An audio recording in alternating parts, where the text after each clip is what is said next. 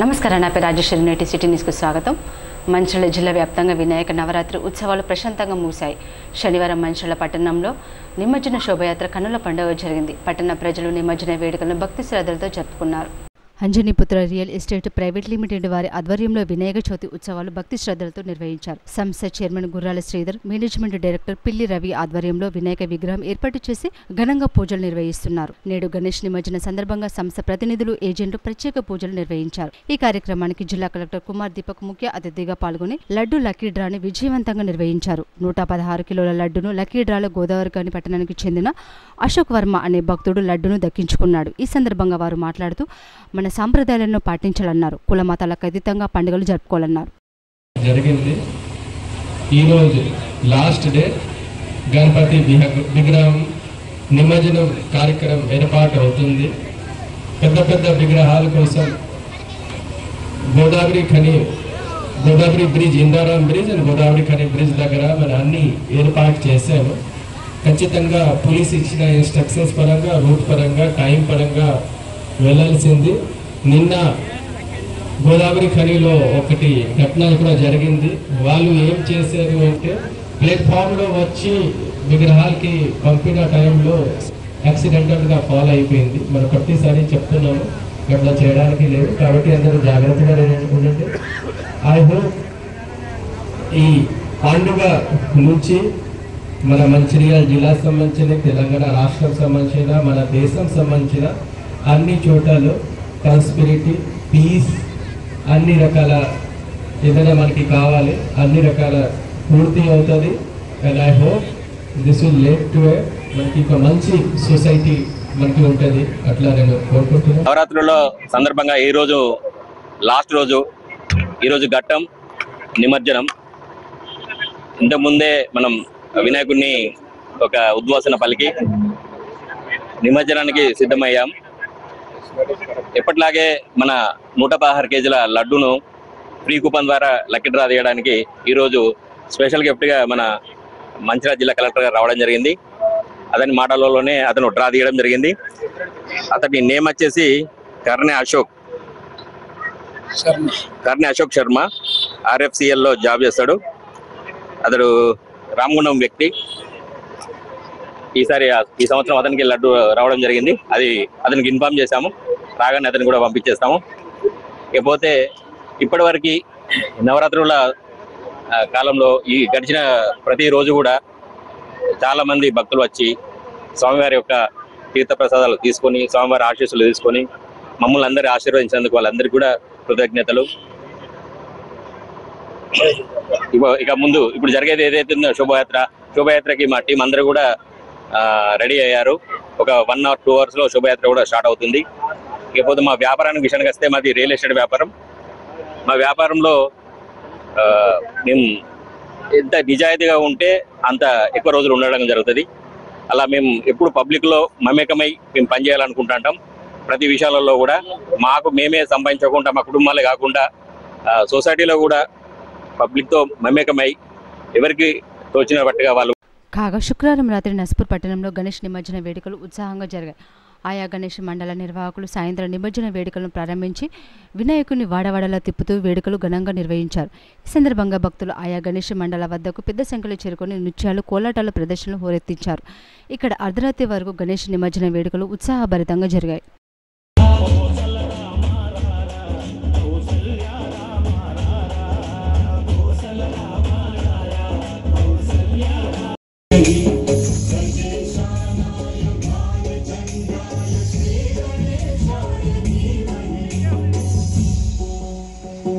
కాగా రామకృష్ణపూర్ పట్టణంలో సుమారు 150 మండపాలలో కొలువుతీరిన విఘ్నేశ్వరుడు భక్తుల నుండి విశిష్ట పూజలు అందుకొని పట్టణ పురవీధుల గుండా భక్తుల ఆటపాటలతో నృత్యాల నడుమ వైభవంగా గణపైన నిమజ్జనానికి తీసుకెళ్లారు. ఆయా మండపాల నిర్వాహకులు స్థానిక రాజీవ్ చౌక్లో ఏర్పాటు చేసిన ఉత్సవ కమిటీ ఆధ్వర్యంలో పురవీధుల గుండా భక్తులకు దర్శనమిచ్చిన వినాయకుడు రాజీవ్ చౌక్ వద్ద చివరిసారిగా భక్తులకు దర్శనమిచ్చి గోదావరి నదికి నిమజ్జనానికి వెళ్లాడు. ఉత్సవ కమిటీ ఆధ్వర్యంలో ఏర్పాటు చేసిన వేదిక వద్ద కళాకారులు చేసిన నృత్యాలు ఆకట్టుకున్నాయి. శోభాయాత్రలో ఎలాంటి అవాంఛనీయ సంఘటనలు చోటు చేసుకోకుండా పట్టణ పోలీసులు బందోబస్తు కల్పించారు. ఏసీపీ రవికుమార్ బందోబస్తును పర్యవేక్షించి మాట్లాడారు.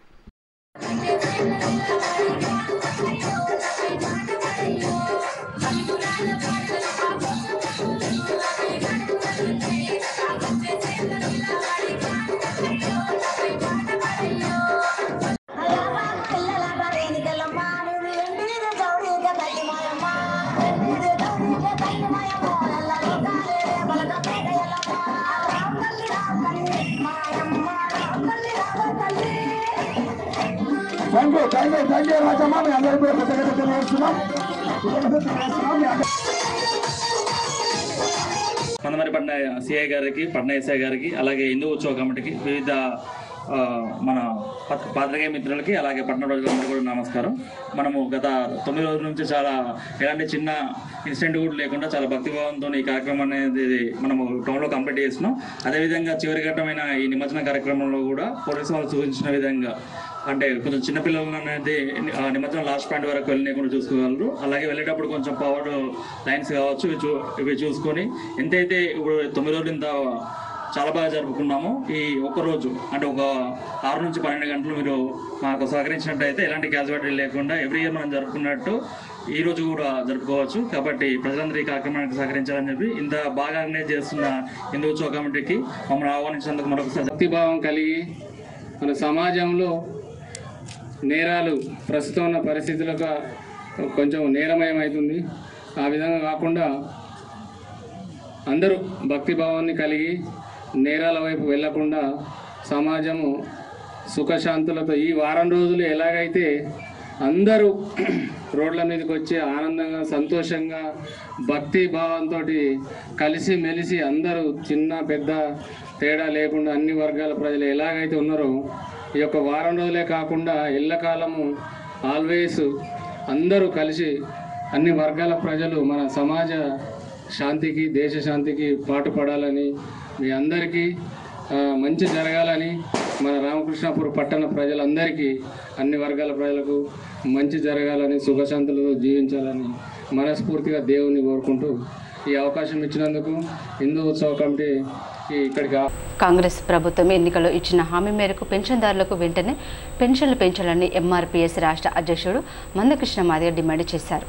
నస్పూర్ పట్టణంలోని ఎంఎం గార్డెన్లో పెన్షన్ల పెంపుపై మంచిర్యాల నియోజకవర్గం సభను నిర్వహించారు. ఈ సభకు ఆయన ముఖ్య అతిథిగా హాజరై మాట్లాడుతూ రాష్ట్రంలో 40 లక్షల మంది పెన్షనర్లు ఉన్నారని, కొత్తగా మరో 10 లక్షల మందికి పెన్షన్లు లబ్ధిదారులు వచ్చారని తెలిపారు. దాదాపు 50 లక్షల మంది పెన్షన్దారుల ఓట్లతో గద్దెనెక్కిన కాంగ్రెస్ ప్రభుత్వం ఎన్నికల ముందు ఇచ్చిన హామీలను అమలు చేయకుండా నిర్లక్ష్యం చేస్తుందన్నారు.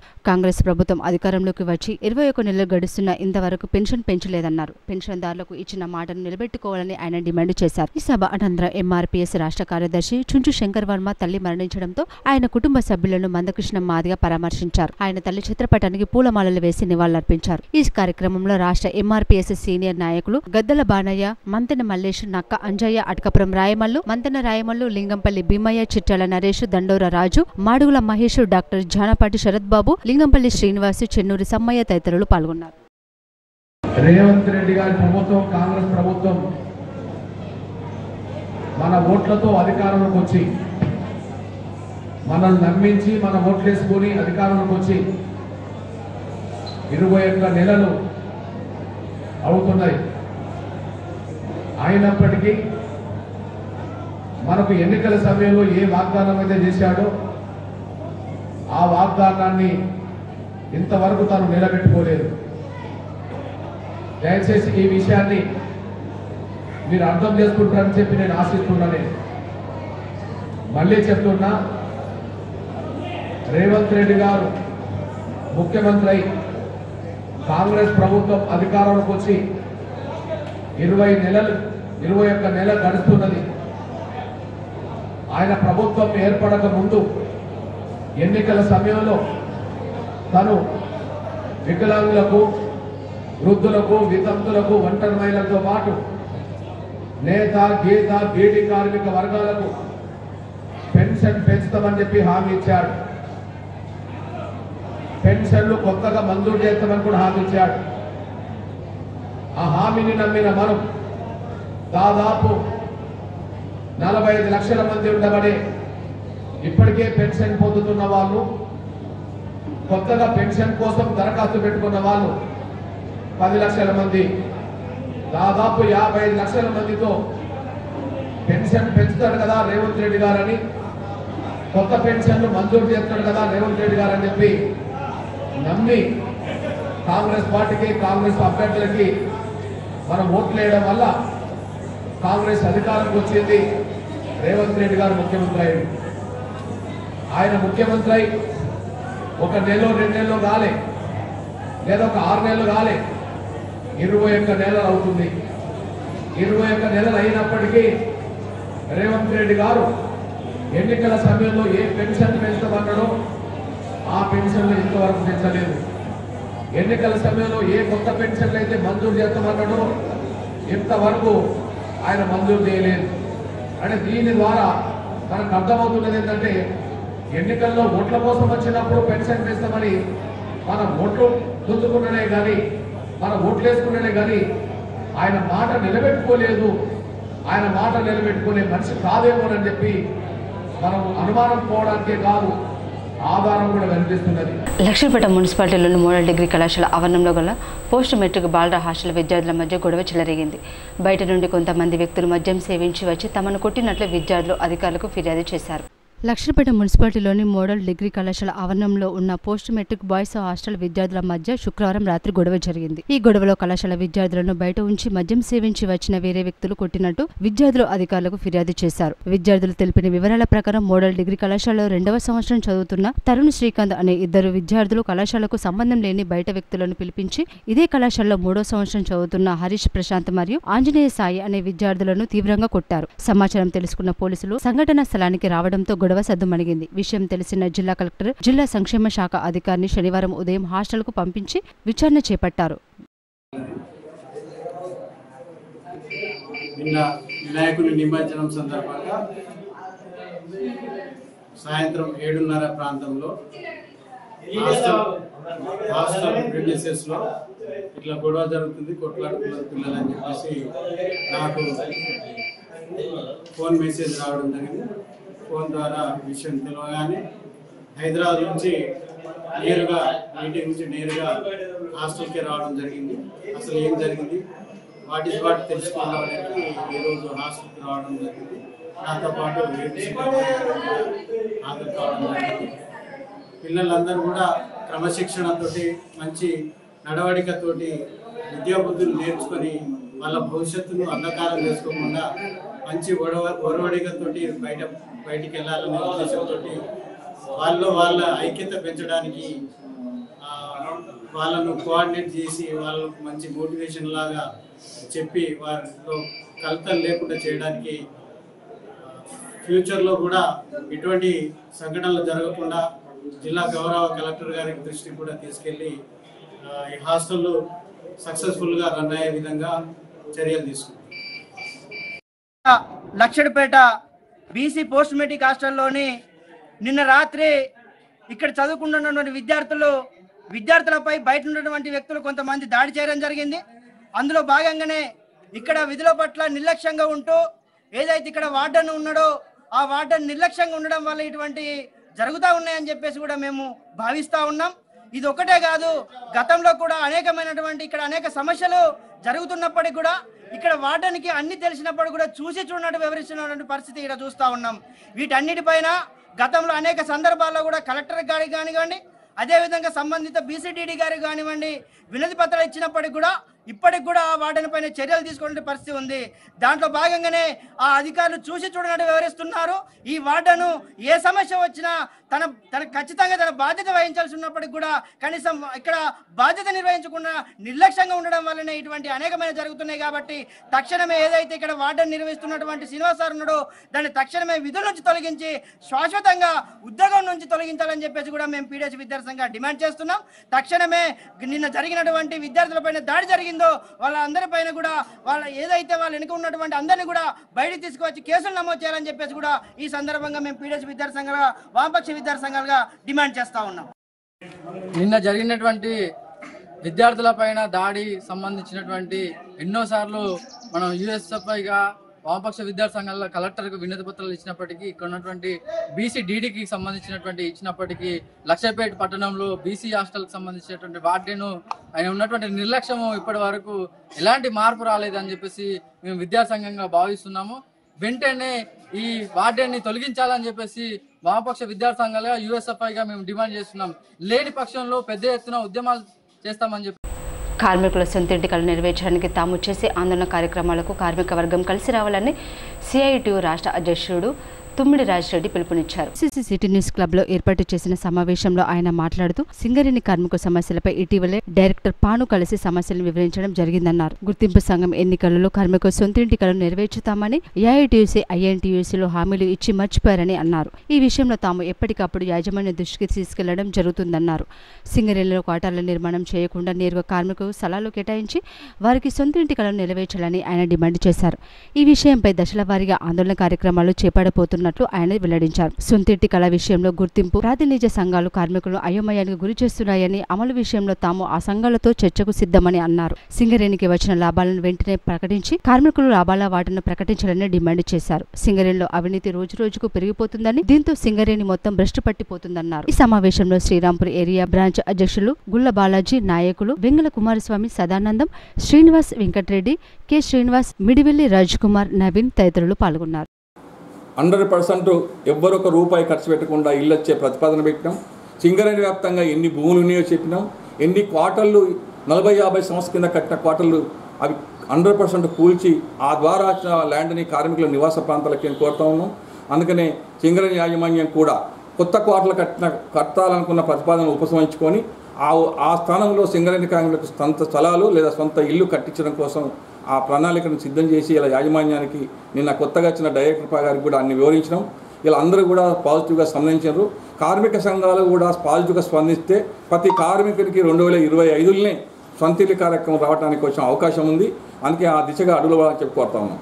దాంట్లో భాగంగానే సింగరేణి కార్మికులందరూ కూడా మీరు సన్నద్ధం కావాలి పోరాటాలకి. మేము సిఐటిగా 11-12 తారీఖులలో అన్ని మైళ్ళ మీద మేము అంటే రెఫరెండం కోసం బ్యాలెట్ నిర్వహిస్తున్నాం. దాని మీద 2 గుర్తులు ఉంటాయి. ఒకటి సొంతిల్లు కావాలా లేదా సింగరేణి క్వార్టర్ కావాలని ఉంటుంది. సొంతిల్లు కావాలనుకునే కార్మికులందరూ కూడా సొంతిల్లు ట్రాన్స్కమౌట్ లేదా టిక్ చేసి ఆ బ్యాలెట్ బాక్స్లో ఉంచండి. అది ప్రతి మ్యాన్వే మీద ప్రతి మైన్ మీద కూడా బాక్స్ పెడతాం. అట్లాగే మెమోరాండం మీద కూడా అందరూ సంతకాలు చేయండి. అది 11-12 తారీఖులో జరిగే కార్యక్రమంలో సింగరేణి వ్యాప్తంగా అందరు కార్మికులు ఆ కార్యక్రమంలో పాల్గొనని చెప్పి సిఐటిగా కార్మిక వర్గానికి విజ్ఞప్తి చేస్తున్నాం. రైతుల పక్షాన యూరియా కోసం నిర్వహించిన ధర్నాలో చెన్నూరు మాజీ కౌన్సిలర్ దోమకొండ అనిల్ పటేల్పై పోలీసులు దాడి చేయడాన్ని మున్నూరు కాపు సంఘం నాయకులు తీవ్రంగా ఖండించారు. ఈ సందర్భంగా మున్నూరు కాపు సంఘం నాయకులు చెన్నూరులో దోమకొండ అనిల్ను పరామర్శించారు. అనంతరం ఆ సంఘం రాష్ట్ర కార్యనిర్వాహక కార్యదర్శి బొల్లం లింగమూర్తి పటేల్ మాట్లాడుతూ రైతుల పక్షాన పోరాడుతున్న అనిల్ పటేల్పై చెన్నూరు సిఐ దాడి చేయడం సరికాదన్నారు. గతంలో మున్నూరు కాపులపై దాడులు జరిగాయని, ఇలాంటి దాడులను మరోసారి పునరావృతమైతే రాష్ట్ర వ్యాప్తంగా పెద్ద ఎత్తున నిరసన కార్యక్రమాలు చేపడతామన్నారు. ఈ కార్యక్రమంలో మున్నూరు కాపు సంఘం నాయకులు సిద్ధం సత్యనారాయణ, మానిశెట్టి శ్రీనివాసి, పెద్దపల్లి మహాదేవ్, చెన్నూరు, కోటపల్లి మండలాలు, చెన్నూరు పట్టణ నాయకులు పాల్గొన్నారు. 3వ తారీఖు జరిగినటువంటి ఏదైతే మాజీ కౌన్సిలర్ అనిల్పై చెన్నూరు సిఐ చేసుకోవడం మేము మున్నూరు కాపు పక్షాన్ని కూడా తీవ్రంగా ఖండిస్తా ఉన్నాం. గతంలో కూడా ఇట్లాంటి జరిగినాయి. కానీ ఇంకా ముందు కూడా మరి మున్నూరు కాపుల పైన దాడులు జరగవద్దని చెప్పేసి ఖండిస్తా ఉన్నాం. ఏది ఏమైనా కూడా ఇలా ఒక దిక్కు పోలీసు వ్యవస్థ ఏంటంటే ప్రజలకు అందరికీ అనుసంధానంగా ఉండాలి.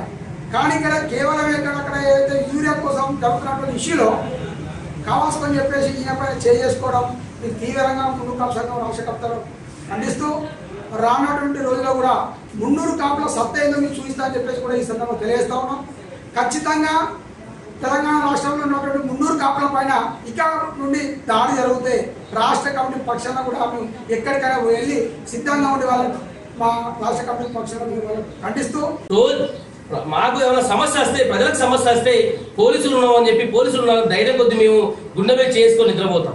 కానీ పోలీసు అనే మీరే మా మీద దాడి చేస్తే మేము ఎవరికి చెప్పుకోవాలనే విషయాన్ని కూడా ఈ మీడియా ముఖంగా మేము ప్రభుత్వాన్ని, ప్రజానాయకులను, ఇక్కడ వ్యవస్థను కూడా మేము క్వశ్చన్ చేస్తూ ఉన్నాం. ఒక మున్నూరు కాపు బిడ్డ అంటే రైతు బిడ్డ, రైతుల సమస్య తెలుసు కాబట్టి రైతుల పక్షాన వెళ్ళి తను కార్యక్రమాలు పాల్గొన అక్కడ దాడి చేయలేదు, తను ఇంకేమైనా కార్యక్రమాలు ఏమీ చేయలేదు, ఇక్కడ ప్రభుత్వ ఆస్తులు దర్శనం చేయలేదు, ఏమీ చేయలేదు. కేవలం శాంతియుతంగా జరుగుతున్న కార్యక్రమంలో పాల్గొని ఉన్న వ్యక్తి పైన ఈ రకంగా మరి ఏదో ప్రెస్ స్టేషన్ లో వాళ్ళు ఏదో వర్క్ ప్రెస్ స్టేషన్ లో ఉన్న సిఐ గారు ఈ రకంగా వాళ్ళ పైన చేయి చేసుకోవడం నిజంగా బాధాకరం. అయినా సరే మాకు పోలీస్ డిపార్ట్మెంట్ అన్నా పోలీసు వాళ్ళన్నా మాకు చాలా గౌరవం కాబట్టి మిమ్మల్ని మేము ఒకటే రిక్వెస్ట్ చేస్తా ఉన్నాం సిఐ గారు, ఏమీ లేదు. ఎందుకంటే ఇది సమాజం మొత్తం చూసింది. 45 లక్షల మంది మున్నూరు కాపు సమాజం ఈ రోజు మొత్తం చూసి ఈ రోజు బాధతో ఉన్నది. కాబట్టి మేము ఒకటే కోరుకుంటా ఉన్నాం, మాకు కావాల్సింది ఏంటంటే దయచేసి మరి మా అనిల్ గారికి మీరు క్షమాపణ చెప్పండి, బహిరంగ క్షమాపణ కూడా మేము కోరుకుంటున్నాం. సగిన న్యాయం చేయాలని, ఇకపై మున్నూరుకా ముద్దుబిడ్డ మీద ఎవరు చేయాలన్నా వెనక ముందు అయ్యే విధంగా ఆలోచన చేయాలని. ఎందుకంటే నా మున్నూరుకా ముద్దుబిడ్డ ఇక్కడ ఎక్స్ కౌన్సిలర్ ప్రజా జీవిత భాగస్వాములు అంకితమై ఉన్నాడు. కాబట్టి దీన్ని మీరు తీవ్రంగా ఖండిస్తూ అతి త్వరలో దీనిపై చర్యలు తీసుకుంటారని నేను మనస్ఫూర్తిగా కోరుకుంటున్నా. లేని ఎడల మళ్ళీ ఒక 10-15 రోజుల్లో దీనిపై ఎలాంటి చర్యలు తీసుకొని ఎడల మా సంఘం మునుర్కాపు సంఘం మళ్ళీ ఒకసారి కూర్చొని చెన్నూరు పట్టణ బంధు కూడా పిలుపునివ్వాలని అతి త్వరలో నిర్ణయం తీసుకోవడం జరుగుతుంది. ఈ లోపే సీఏ గారి మీద తక్షణమే చర్యలు చేపట్టాలని నేను మనస్ఫూర్తిగా కోరుకుంటున్నా. లక్ష్మీపేట మండలం తిమ్మాపూర్ గ్రామ పంచాయతీ పరిధిలోని లక్ష్మీపూర్ వెళ్లే రోడ్డులో కడెం డిస్ట్రిబ్యూటరీ కాల్వ భూమిని కొందరు కబ్జా చేసుకుని ఇంటి నిర్మాణం చేస్తున్నారని, ఈ విషయంపై నీటిపారుదల శాఖ అధికారులకు ఫిర్యాదు చేసినట్లు తిమ్మాపూర్ గ్రామస్తుడు సురేష్ తెలిపారు. లక్ష్మీపూర్ వెళ్లే రోడ్డు కడెం డిస్ట్రిబ్యూటరీ కాల్వ భూమిని కొందరు ఇంటి నిర్మాణం చేసుకుని కబ్జా చేస్తున్నారని ఆరోపిస్తూ సంబంధిత నీటిపారుదల శాఖ అధికారులకు ఫిర్యాదు చేసినట్లు తిమ్మాపూర్ గ్రామస్తులు సురేష్ సిటీ డైలీ న్యూస్ తో తెలిపారు. ఈ కాల్వ భూమి కబ్జా కావడంతో కింది ప్రాంతమైన రైతుల భూముల పంట పొలాలకు నిరంతర ఇబ్బందులకు గురవుతారని ఆయన తెలిపారు. సంబంధిత అధికారులు ఫిర్యాదు చేసి తూతుమంత్రంగా పరిశీలించి చర్యలు తీసుకోవడం లేదని ఆరోపించారు. ఇట్టి భూమి కబ్జా విషయంలో కలెక్టర్కు సంబంధించిన నీటిపారుదల శాఖ జిల్లా అధికారులకు మళ్లీ ఫిర్యాదు చేశానని ఆయన అన్నారు. ప్రభుత్వ భూములు కబ్జా కాకుండా చూడాలని సంబంధిత అధికారులను కోరారు. నా పేరు సురేష్ నేరెల్ల, తిమ్మాపూర్ లక్ష్మీపేట మండల్. ఇక్కడ కడెం కాల్వ సబ్ కెనాలు కబ్జాకు గురవుతుంది. ఈ లక్ష్మీపూర్ టు తిమ్మాపూర్ పోయే దాంట్లో కబ్జాకు గురవుతుంది. దీనిపైన నేను ఇరిగేషన్ వాళ్ళకు కూడా కంప్లీట్ ఇచ్చిన, వచ్చి చూసిర్రు, మళ్ళీ ఏం చర్యలు తీసుకుంటారు వాళ్ళు. ఏఈకుని వాళ్ళకి కంప్లీట్ ఇచ్చిన, వాళ్ళు వచ్చి చూసిర్రు కానీ మళ్ళీ ఏం తీసుకుంటలేరు. ఈ తవ్వ 33 ఫీట్ల ఉంటుంది. ఏది మన కెనాలు పక్కపంటి రోడ్డు 33 ఫీట్లు ఉండాలి. అది ఉండేది మొత్తం కబ్జాకు గురై ఇండ్లు కట్టేస్తున్నారు. అధికారులకు చెప్పినా కానీ కొంచెం పట్టించుకుంటలేరు. తక్షణం ఎటువంటి జరగకుండా మళ్ళీ ఇలాంటి కబ్జా కాకుండా చూడాలి. మహిళలు తమకు నచ్చిన రంగాల్లో తమ నైపుణ్యాన్ని పంచుకొని ఆర్థికంగా ఎదగాలని అసెంబ్లీ స్పీకర్ గడ్డ ప్రసాద్ కుమార్ సూచించారు. వికారాబాద్ ఎమ్మెల్యే క్యాంపు కార్యాలయంలో ఎస్సీ కార్పొరేషన్ సహకారంతో స్ఫూర్తి గ్రామీణ అభివృద్ధి సంస్థ వారి సౌజన్యంతో ఉచిత శిక్షణ పూర్తి చేసుకున్న మహిళలకు ఉచిత కుట్టు మిషన్లు సర్టిఫికెట్ల పంపిణీ కార్యక్రమంలో స్పీకర్ ప్రసాద్ కుమార్ పాల్గొన్నారు. ఈ కార్యక్రమాన్ని ఉద్దేశించి సభాపతి ప్రసాద్ కుమార్ మాట్లాడుతూ రాష్ట్ర ప్రభుత్వం మహిళా సాధికారత నిమిత్తం వివిధ రంగాల్లో మహిళల ఆర్థిక అభివృద్ధికి తోడ్పాటును అందిస్తుందన్నారు. వికారాబాద్ జిల్లా కేంద్రంలో 35 మంది మహిళలకు 90 రోజుల పాటు కుట్టు మిషన్లు శిక్షణ ఇచ్చి సర్టిఫికెట్లు పంపిణీ చేయడం సంతోషదాయకమన్నారు. నేర్చుకొని మీ కుటుంబాన్ని పోషించుకునాలనే ఉద్దేశంతో మీరు బయటికి రావడమే చాలా గొప్ప పని. మరి మీ అందరూ 35 మంది ఈరోజు కుటుంబ మిషన్లు తీసుకుంటున్నారు, సర్టిఫికెట్లు తీసుకుంటున్నారు. మరి మీరు నేర్చుకున్న కుటుంబ మిషన్ ఏదైతున్నదో దానికి మన ఈడీ ఎస్సీ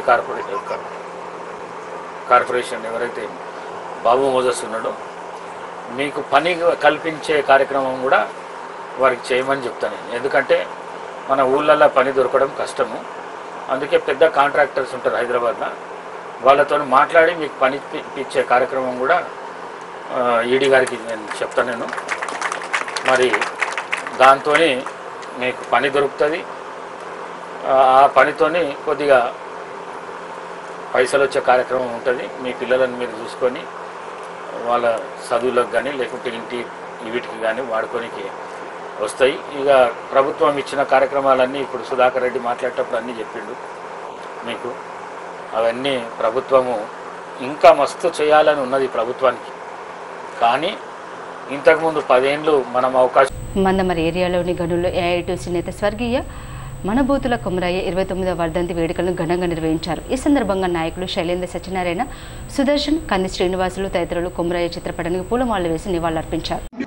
నిర్ణయం ఏంటిదంటే ల్యాండ్స్ ఎక్కడ ఉన్నాయి, సింగరేణిలో ఉన్నాయా ఇవ్వచ్చా, లేదా బయట కొంటే ఎంత వాల్యూ అవుతుంది, దాని మీద కంపెనీ ఉంటుంది ల్యాండ్స్. కాబట్టి దాని మీద కంపేశారు. మొన్న చివరిగా చెప్పారు సిఆర్డీఎండికి ఈ టెక్స్పై ఇన్కమ్ ట్యాక్స్ ఒకటి, టెక్స్పై ఇన్కమ్ ట్యాక్స్ విషయంలో కూడా యాజమాన్యం కొంచెం మొండి వైఖరిగా వహిస్తా ఉన్నది. ఇలా కోల్ ఇండియాలో ఇచ్చింది కదా, మాకెందుకైనా అడిగితే కోల్ ఇండియాలో లాభాల వాటా లేదు, ఇక్కడ మీకు లాభాల వాటా అదనంగా ఇస్తా ఉన్నాం. ఎందుకేలంటే లాభాల వాటా ఇప్పుడు కాదు వచ్చింది, 2000 సంవత్సరంలో మా సింగరేణి కార్మికులు సమస్యల కోసం ఉద్యమం చేస్తున్న తరుణంలో ఆనాడు కేఎల్ మహేంద్ర గారు మాట్లాడుతున్న సందర్భంలో సింగరేణిలో సమ్మెలు చేసి నష్టం చేస్తా ఉన్నారు, మీ జీతాల నుంచి కోత పెడుతున్న సందర్భంగా మహానుభావుడు కేఎల్ మహేంద్ర గారు ఏం మాట్లాడుతున్నారండి? సింగరేణి కార్మిక హక్కుల కోసం సమ్మె చేస్తే కోత విధించాలని ఏ ప్రభుత్వ రంగ చట్టాల్లో ఉన్నది? నీకు తెలియకుండా మాట్లాడుతున్నారంటే ఆ సందర్భం ఇకపోయిన ముఖ్యమంత్రి లాభాలు వస్తే ఇస్తామని ఇచ్చిన సందర్భం అది. అట్లా సాధించుకున్న హక్కు కాబట్టి నువ్వు ఇచ్చేయకుండా మాత్రం కార్మిక వర్గాలు ఉద్యమాలకు పోతారు, ఇబ్బంది పడతారు, సింగరేణి స్తంభించే చేస్తారు. ఏవైతే మేము పెట్టిన 4 స్ట్రక్చర్ మీటింగ్ సమస్యలన్నీ కూడా పరిష్కరించకుంటే తప్పకుండా సమ్మెలో పోతామని చెప్పేసి కాంగ్రెస్ ప్రభుత్వం ఆటో కార్మికులు పుట్టకొట్టవద్దని ఏఐటీసీ నేతలు శివలింగ కృష్ణ, సర్గం రాజేశం పేర్కొన్నారు. సిద్దిపేట జిల్లా గజ్వేల్ ప్రజ్ఞాపూర్ మున్సిపల్ కార్యాలయం ఎదుట మల్లన్న సాగర్ వద్ద కార్మికులు నిలిపే ఆటో స్టాండ్ స్థలంలో గుర్తు తెలియని వ్యక్తులు షెడ్డు నిర్మించారని, వెంటనే ఆ షెడ్డును తొలగించాలని డిమాండ్ చేస్తూ ఆటో డ్రైవర్లు ఆందోళన చేపట్టారు. గత కొద్ది సంవత్సరాల నుంచి ఆటో కార్మికులు ఇక్కడ ఈ చౌరస్తా వద్ద ఆటోలు పెట్టుకొని ఒక 100 నుంచి 50 కుటుంబాలు ఇక్కడ జీవన ఉపాధి ఆటోలు నడుపుకుంటూ జీవన ఉపాధి పొందుతున్నారు. కాబట్టి ఇక్కడ వాళ్ళు ఆటో పెట్టుకునే అడ్డ ఏదైతే ఉన్నదో ఇక్కడ అడ్డకు ఒక షెడ్ వేసి ఆ షెడ్డుకు రోడ్ సైడ్కి వచ్చేసరికి ఇక వీళ్ళ అడ్డ పూర్తిగా ఆక్రమించుకునే అవకాశం ఉంది. కాబట్టి వీళ్ళ అడ్డ మొత్తం పోయి వీళ్ళ జీవన ఉపాధి అనేది ఆటోలది పూర్తిగా పోయే అవకాశం ఉన్నది. ఇప్పటికే ఆటోలలో ఉచిత ఆర్టీసీ బస్సులు నడవడం వల్ల ఇప్పుడు ఆటోలకు జీవన ఉపాధి మొత్తం పోయింది. కనీసము పొద్దంతా ఆటో నడిపినా కానీ 200 రాని పరిస్థితి. 200 తీసుకుపోయి వాళ్ళ కుటుంబ పిల్లలను ఎలా సాధిస్తారు, వాళ్ళ పిల్లల్ని ఎలా సాధిస్తారు, వాళ్ళ పై చదువులు ఎలా చదివిపిస్తారు వాళ్ళు. గతంలో గవర్నమెంట్ కూడా ఏమన్నది, సంవత్సరానికి 12,000 రూపాయలు ఇస్తామని చెప్పి ఒక హామీ ఇవ్వడం కూడా జరిగింది మన కాంగ్రెస్ గవర్నమెంట్ ఆటో వాళ్లకు. సరే ఆ గవర్నమెంట్ అది అమలు చేసి ఆటో వాళ్ళని ఆదుకోవాలి. అట్లే ఆదుకోండి. ఈ షెడ్డు ఏదైతే ఉందో యథావిధిగా ఎట్లయితే ఇంత ముందుకు ఓపెన్ ఉందో అదే ఓపెన్ ప్లేస్ తీసి తక్షణమే మున్సిపల్ అధికారులు దీని మీద స్పందించి ఈ షెడ్డు ఏదైతే ఉందో షెడ్ వేసిన వారిని దీన్ని తొలగించి యథావిధిగా ఆటో వాళ్లకు జీవన ఉపాధి కలిగేటట్టు మున్సిపల్ అధికారులు చూడాలని ఈ సందర్భంగా మేము సిపిఐ పార్టీగా డిమాండ్ చేస్తా ఉన్నాం.